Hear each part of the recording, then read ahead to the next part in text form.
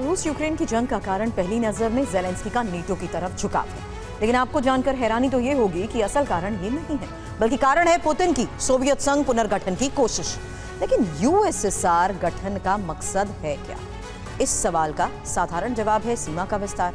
लेकिन पुतिन के लिए सीमा विस्तार जरूरी क्यों है? क्या पुतिन अपना प्रभाव बढ़ाना चाहते हैं या फिर कारण कुछ और है? इन सभी प्रश्नों का उत्तर इस खास रिपोर्ट में।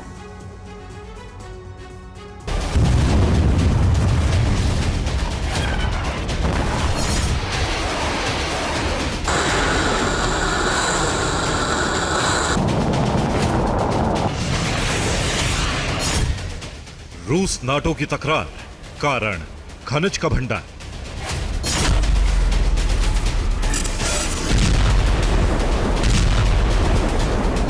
यूक्रेन रूस की जंग के विस्तार का कारण सिर्फ पूर्वी यूक्रेन में रूसी सेना की मौजूदगी या नाटो की सदस्यता नहीं है, बल्कि इसे विस्तार मिल रहा है यूरोप की बढ़ती मुश्किलों से, जिसमें यूरोप से खनिज भंडार से मिलने वाली गैस भी शामिल है। इसीलिए यूरोप के ज्यादातर देशों में युद्ध एक बड़ा मुद्दा बन गया है।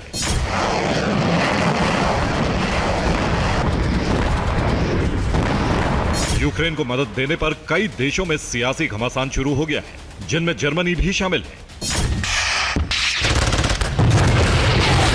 यही वो मुद्दा है जिसके कारण शोल्स ने बहुमत खो दिया है और इसी मुद्दे पर जर्मन चांसलर पद के उम्मीदवार एलिस वीडेल चुनाव में जीत का दावा कर रहे हैं।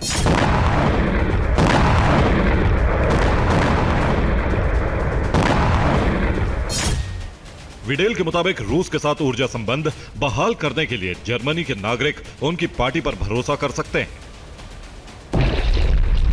उनका बयान बताता है कि यूक्रेन की मदद में उनकी कोई दिलचस्पी नहीं है, बल्कि उनकी दिलचस्पी है रूस के साथ बेहतर संबंधों की स्थापना, क्योंकि जर्मनी गैस आपूर्ति के लिए 55% रूस पर निर्भर है। ठीक ऐसे ही ग्रीन ने भी इस युद्ध में रूस की तरफ झुकाव के संकेत दे दिए, यानी युद्ध का भविष्य प्राकृतिक संसाधनों पर निर्भर हो चुका है।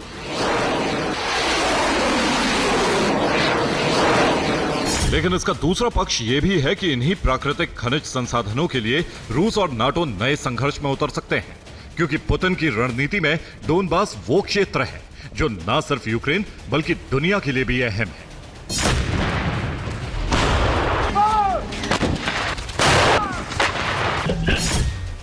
दरअसल पूर्वी यूक्रेन यानी डोनबास क्षेत्र में लिथियम का बड़ा भंडार है।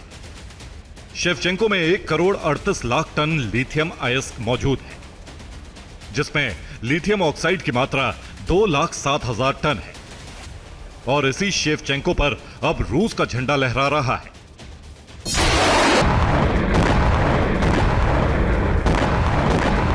जिसका सीधा मतलब है कि यूरोप एक ऐसा खजाना खो चुका है जो भविष्य की हरित ऊर्जा क्रांति के लिए अहम था।